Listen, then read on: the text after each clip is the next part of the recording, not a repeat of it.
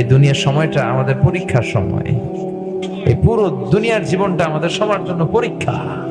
যাদেরকে আল্লাহ ধন সম্পদ দিয়েছেন তারে আল্লাহ ধনী বানিয়ে পরীক্ষা করেন, যারে ধন সম্পদ দেন নাই তারে আল্লাহ গরিব বানিয়ে পরীক্ষা করছেন।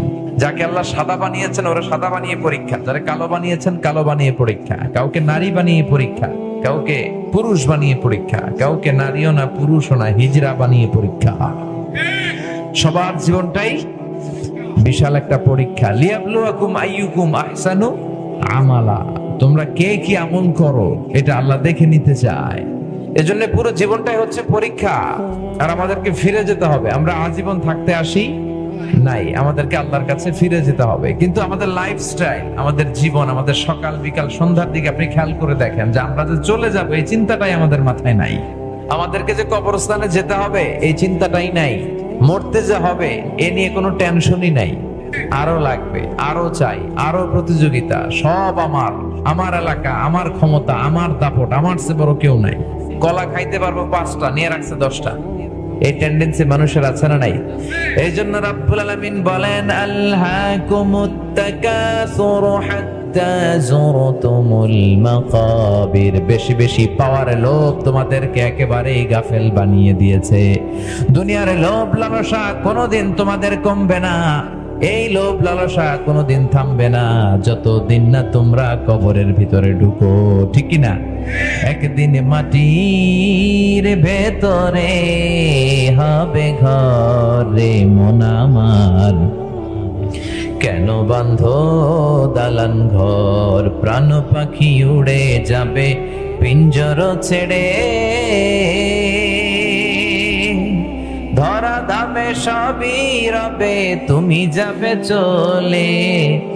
বন্ধু বান্ধব যত, মাতা পিতা দ্বারা সুত, সবই হবে তোমার পরে মন আমার, কেন বান্ধ দালান ঘর?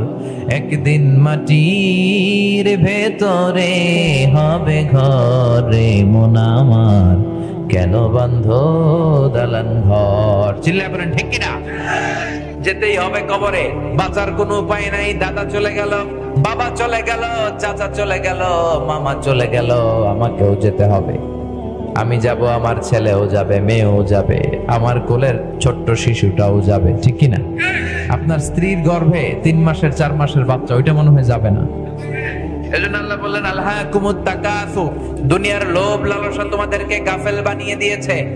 আরো লাগবে, আরো চাই, আরো ধনী হতে চাই, আরো ফেমাস হতে চাই, আরো সম্পদশালী হতে চাই, আরো ক্ষমতার অধিকারী হতে চাই। এই চিন্তা মানুষের আছে না নাই? মানুষের স্বভাবটাই এরকম। আরো লাগবে, আরো। যার যা আছে সে আরো চায়। যার হুন্ডা আছে সে প্রাইভেট কার চায়, যার প্রাইভেট কার আছে ও প্লেন চায়, যার প্লেন আছে ও হেলিকপ্টার চায়, ঠিক কিনা? যিনি গ্রামের মেম্বার উনি চেয়ারম্যান হতে চায়। তো এজন্য যার আছে যদ্দূর সে আরো চায়। প্রতিযোগিতা, শুধু ছুটছি পাগলের মতো। একটু থামেন, স্টপ, একটু থামেন, একটু থমকে দাঁড়ান, একটু ভাবেন আসলে করছেন কি, কার জন্য করছেন, কেন করছেন? What is your destination? আপনি কোথায় যাবেন? গন্তব্য কোথায়? কি হবে এগুলো দিয়ে? এই চিন্তাটুকু করার সময় আমাদের হয় না। ওর আছে 2 তলা, আমার লাগবে 4 তলা। ওর আছে 3টা গাড়ি, আমার লাগবে 5টা গাড়ি। ওর আছে এতগুলা, আমার লাগবে আরো, ঠিক কিনা? যার আছে বেশি সে চায় বেশি। মানুষের স্বভাবটা ফকিরদের মতো। এজন্য রাব্বুল আলামিন বলেন ইয়া আইয়ুহান নাসু আনতুমুল ফুকারাউ ইলাল্লাহ ওয়াল্লাহু হুয়াল গানিয়ুল হামিদ। ও দুনিয়ার মানুষ, তোমরা সবাই ফকির। আমরা কি?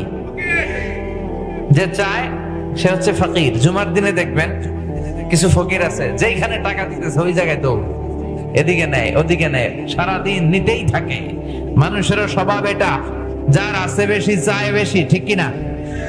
এজন্য সম্পদ মানুষকে সুখ দিতে পারে না।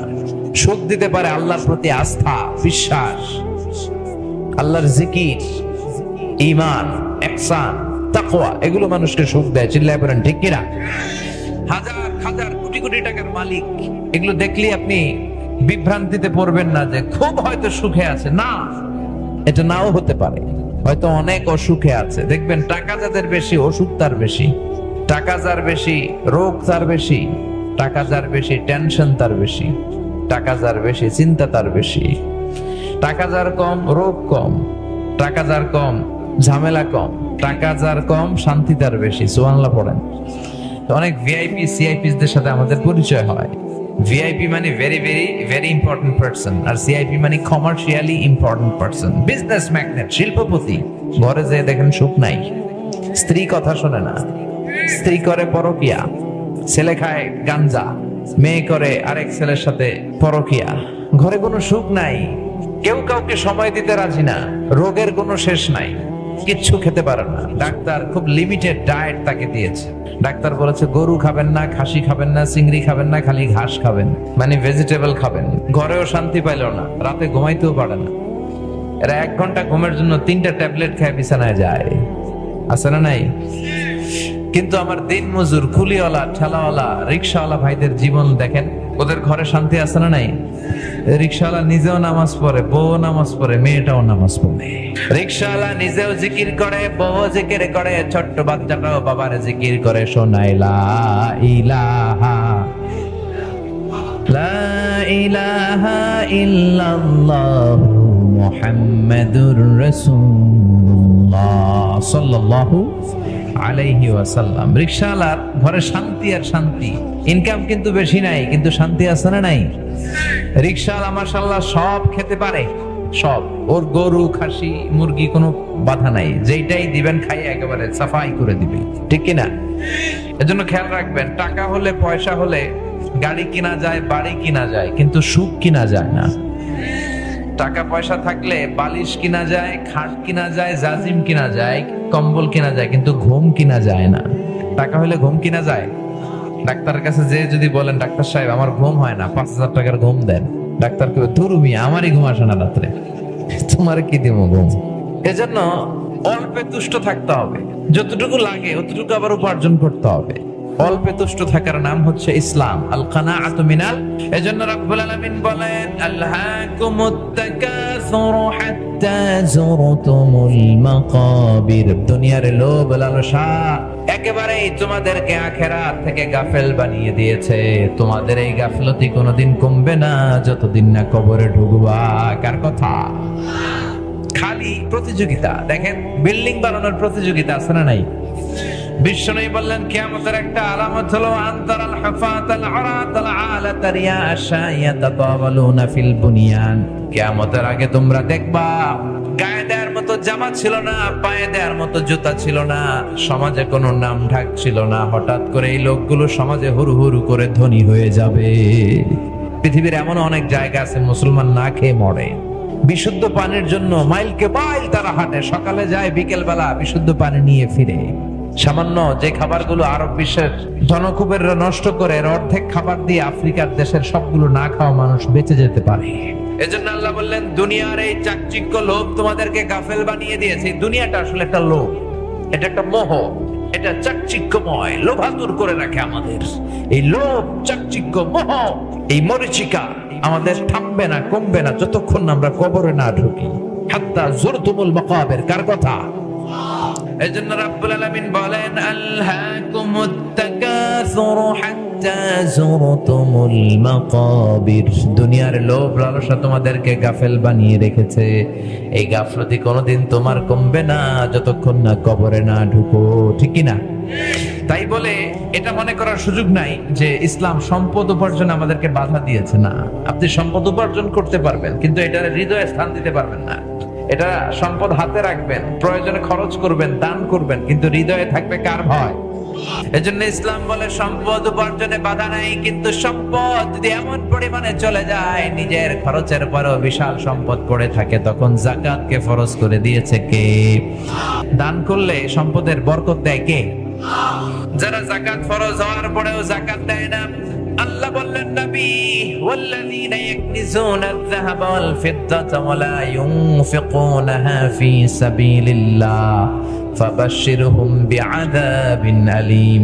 যারা সম্পদ জমিয়ে রাখে, রৌপ্য জমিয়ে রাখে, সোনা জমিয়ে রাখে, ব্যাংক ব্যালেন্স করে রাখে, যাকাত দেয় না, নবী আপনি তাদেরকে কঠিন আযাবের সুসংবাদ দেন। কার কথা? কঠিন আযাবের সুসংবাদ। ওমিয়া বলেন তো, আযাবের কি সুসংবাদ হয় না দুঃসংবাদ? কিন্তু আল্লাহ বললেন আযাবের সুসংবাদ দাও। এটা তারা বুঝাতে চাইলেন যে আযাবটা সাধারণ কোনো আযাব নয়, ডেঞ্জারাস আযাব, শাস্তিটা ভয়ঙ্কর শাস্তি। শাস্তির তীব্রতা বোঝানোর জন্য আল্লাহ সুসংবাদ বললেন। পরীক্ষায় ছেলে অঙ্কে গণিতে ফেল করছে, মা বলে তুই পরীক্ষায় ফেল করছিস, তোর আব্বা এসে এমন মাইট দিবে, মাইট দিলে মজা টের পাবি। অমিয়া মাইট দিলে কি মজা লাগে না ব্যথা লাগে? কিন্তু মা বললেন মজা টের পাবি, তার মানে মাইটটা এমন করা হবে যে তুই মজা টের পাবি। মায়ের তীব্রতা বোঝানোর জন্য বললেন, চিৎকার করে বলেন ঠিক কিনা?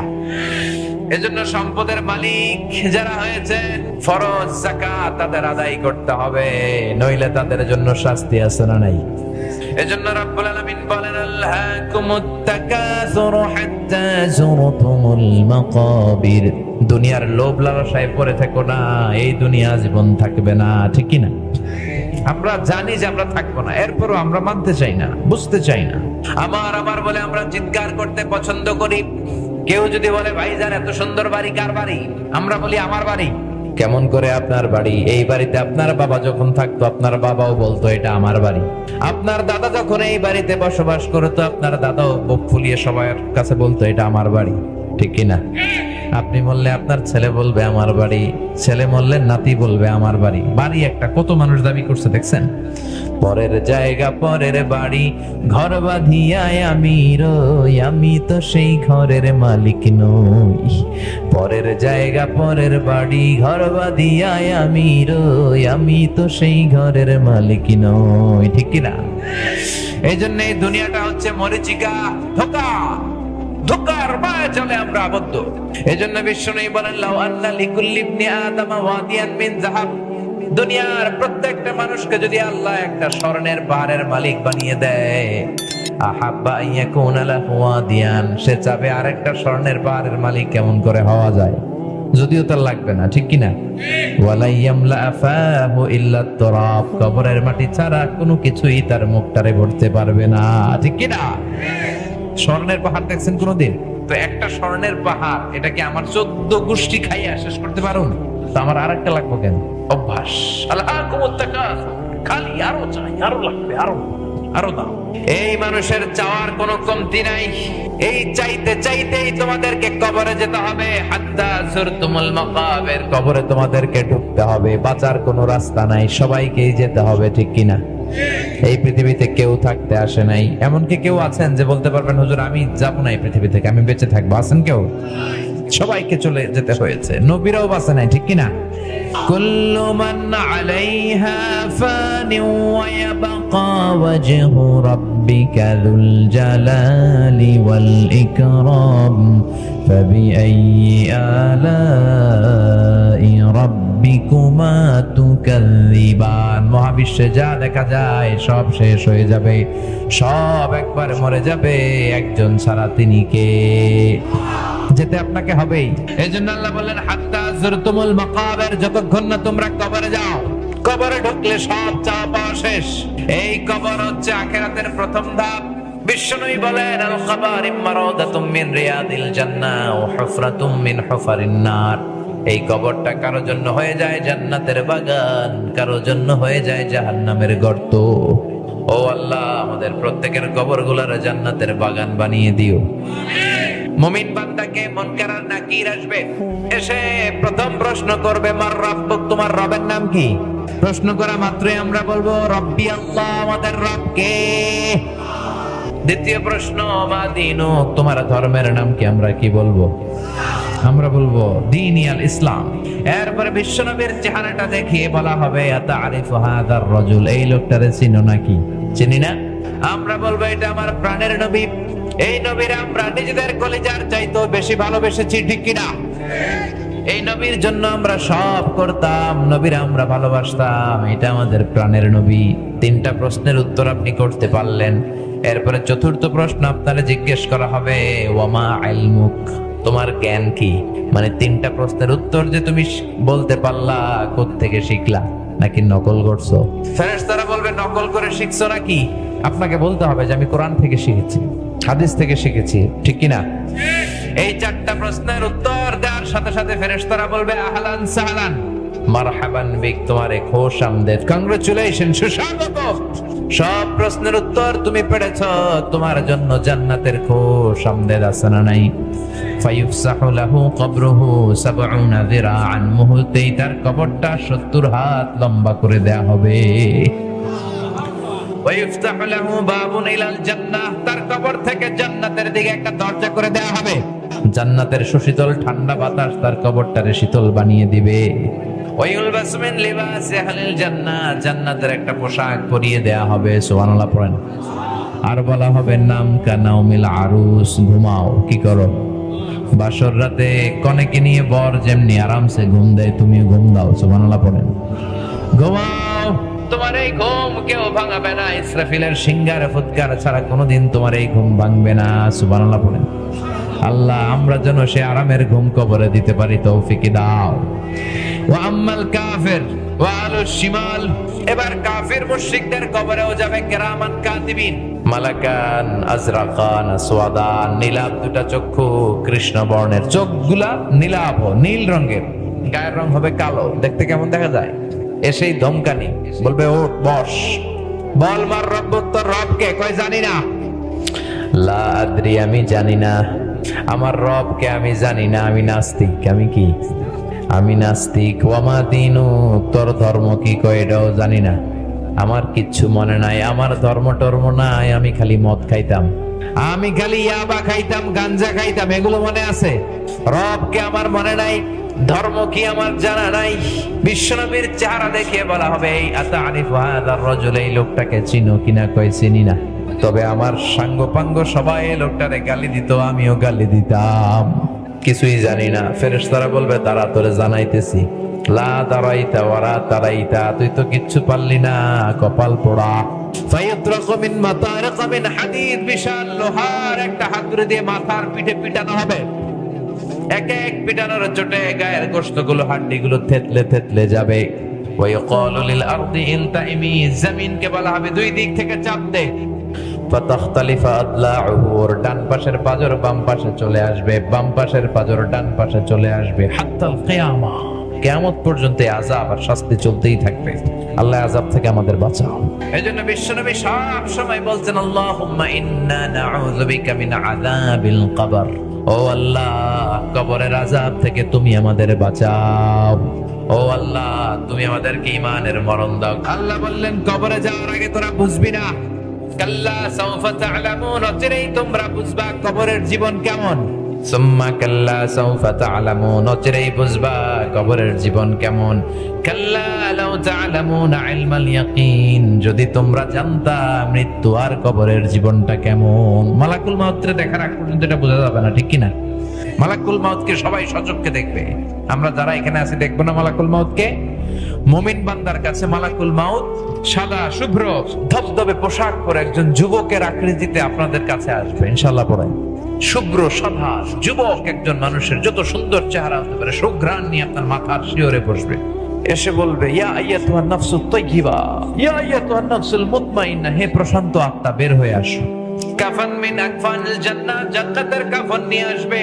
হানুত মিন হানুতিল জান্নাহ, জান্নাতের হানুত নিয়ে আসবে। আপনার মাথার সামনে বসে ভদ্রভাবে বলবে ও পবিত্র আত্মা বের হয়ে আয়, ইলা মাগফিরাতিল্লাহি ওয়া রিদওয়ান, আল্লাহর ক্ষমা আল্লাহর দয়ার দিকে বের হয়ে আয়। বলার সাথে সাথে চমৎকার ভাবে দেহ থেকে রূহটা বের হয়ে আসবে। আল্লাহ আমাদের রূহ কবজটা যেন এরকম আসানের সাথে হয়। আর কাফেরদের কাছেও আসে বিশ্রী একটা চেহারা নিয়ে, ভয়ঙ্কর একটা মূর্তি নিয়ে, যত দুর্গন্ধ হতে পারে সব দুর্গন্ধ নিয়ে আসে, এসে ধমকানো শুরু করে আর বলে আইয়াতুন নাফসুল খাবিসা বাবাত্তা উখরুজি ইলা গাদাবিল্লাহি ওয়া সাকাতিহি, আল্লাহর রাগের দিকে গজবের দিকে বের হও। মুমিনকে, মুমিনের রূহকে ডাক দেওয়ার সাথে সাথে মুমিনের রূহ যেমনি স্মুথলি বের হয়ে আসে, কাফেরের রূহ কি এরকম বের হয়ে আসে নাকি? কাফেরের রূহটা আসতে চায় না, মালাকুল মাউত রূহটারে ধরে টানতে থাকে, রূহ বেরোতে চায় না। একটা জীবিত ছাগলকে চামড়াটা উল্টা দিকে খসিয়ে টেনে ছিঁড়লে যেরকম ব্যথা পায়, এর চেয়ে বেশি ব্যথা দিয়ে ওই রূহটারে টেনে হিচড়ে মালাকুল মাউত দেহ থেকে টান দিয়ে বের করে নিয়ে আসে। আল্লাহ আমাদের মৃত্যু যেন ঈমানের মৃত্যু হয়। এরপর আল্লাহ বললেন লা তারাবুন্নাল জাহিম, তোমরা জাহিম দেখবা, দোজখ দেখবা। فأما من طغى وآثر الحياة الدنيا فإن الجحيم هي المأوى যারা দুনিয়া করে তাদের জন্যই জাহিম দুজক। দুজকের আগুনকে আল্লাহ বলেছেন নারুল্লাহ, এটা আল্লাহর আগুন। চিল্লায় বলেন তো কার আগুন? দুনিয়াতে যে আগুন দিয়ে রান্নাঘরে রান্না করা হয়, জাহান্নামের আগুন কি এই আগুন? এই আগুন না, জাহান্নামের আগুন এই আগুন নয়। দুনিয়ার আগুনের চেয়ে 70 গুণ বেশি তেজওয়ালা। চিল্লায় বলেন ঠিক কিনা? এজন্য আল্লাহ বললেন নারুল্লাহ, জাহান্নামের আগুন এটা হলো আল্লাহর আগুন। দুনিয়ার আগুন আঙ্গুলে লাগলে শুধু আঙ্গুল জ্বলে, পায়ে লাগলে পা জ্বলে। জাহান্নামের আগুন দেহের যেই জায়গায় লাগুক না, সর্বপ্রথম কলিজাটা জ্বলে ছারখার হয়ে যাবে। এজন্য বিশ্বনবী সবসময় বলতেন আল্লাহুম্মা ইন্না নাসআলুকাল জান্নাতা ওয়া নাউযু বিকা মিনান নার। আল্লাহ তোমার কাছে জান্নাত চাই, জাহান্নাম থেকে পানাহ চাই। পড়ে না আমিন। সুম্মা লাতারাউন্নাহা আইনাল ইয়াকিন, তখন তোমরা জাহান্নামকে সচক্ষে দেখবা। এখন শুনতেছেন ওয়াজ, তখন জান্নাতি হলে জান্নাতকে সচক্ষে দেখবা, জাহান্নামী হলে জাহান্নামকে সচক্ষে দেখবা। ঠিক কিনা? সুম্মা লাতুসআলুন্না ইয়াউমাইযিন আনিন নাঈম। আর কিয়ামতের কঠিন ময়দানে সবগুলো নিয়ামতের ব্যাপারে তোমাদের জিজ্ঞেস করবে কে? যত নিয়ামত আপনি দুনিয়ায় ভোগ করেছেন তার পাই টু পাই হিসাব নেবে কে? বিশ্বনবী বললেন কিয়ামতের ময়দানে কোন বনি আদম 5 প্রশ্নের উত্তর না দিয়ে পা নাড়াতে পারবে না। প্রথম প্রশ্ন আন হায়াতিহি ফিমা আফনা, তোমার জীবন যে আল্লাহ দান করেছে, জীবনটা কোন কাজে লাগিয়েছো? এই যে পুরো জীবন, এটা কি ইসলামের পক্ষে কাজে লাগিয়েছো না ইসলামের বিপক্ষে? ইসলামের পক্ষে কাজ করেছো না ইসলামরে বাঁশ দিয়েছো? কোরআনের পক্ষে কাজ করেছো না কোরআনের বিপক্ষে অবস্থান নিয়েছো? প্রশ্ন করবে কে? ওয়া আন শাবাবিহি ফিমা আবলা, জীবনের সবচাইতে দামি সময় হলো যৌবন। এই সময়ের ইবাদত আল্লাহর কাছে প্রিয়। 7 শ্রেণীর ব্যক্তিকে রব্বুল আলামিন আরশের নিচে ছায়া দিবেন। এর মধ্যে এক শ্রেণীর হলো শাবুন নাশা ফি ইবাদাতিল্লাহ, ওই যুবক যে তার যৌবন কালে ইবাদত করবে কার? নামাজগুলো যুবক পড়ার দরকার আছে না নাই? 3 নাম্বার, তোমার সম্পদ কোন পন্থায় উপার্জন করেছো? হালাল পন্থায় নাকি হারাম পন্থায়? টেবিলের নিচ দিয়ে ঘুষ খেয়েছো নাকি সিগনেচার মেরে দেশের টাকা পাচার করেছো? আছে না নাই? প্রতিটা টাকার ব্যাপারে, প্রতিটা উপার্জনের ব্যাপারে জিজ্ঞেস করবে কে? হালাল খেয়েছো না হারাম? হালালে বরকত আছে না নাই? হারামে কোনো বরকত আছে?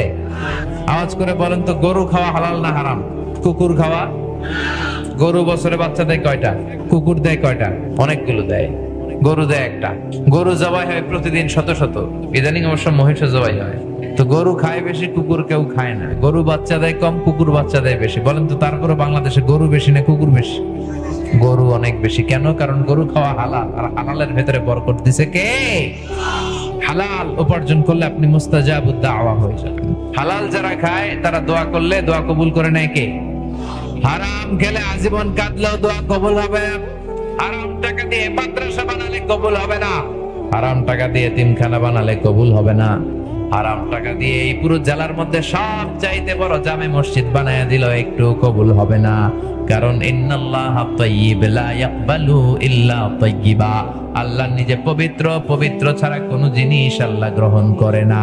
ঠিক কি না? হালাল উপার্জন থেকে 1টি টাকা দান করলে এটারে পাহাড়ের সমান উঁচু করে মিজানের পাল্লায় কিয়ামতের দিন উঠাইয়া দিবে কে? হারাম টাকা থেকে 1000 কোটি টাকাও যদি দান করেন, মিজানের পাল্লায় কোনো ওজন হবে নাকি? এজন্য হারামের সাথে আমাদের সম্পর্ক আছে। এরপরে প্রশ্ন করবে কোন খাতে ব্যয় করেছো? ইসলামের পক্ষে নাকি বিপক্ষে? গানের কনসার্টে চাঁদা দিয়েছো নাকি কোরআনের মাহফিলে চাঁদা দিয়েছো?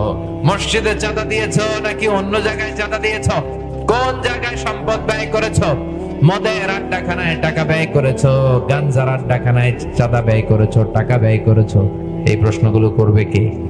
পাই টু পাই হিসাব নেবে কে?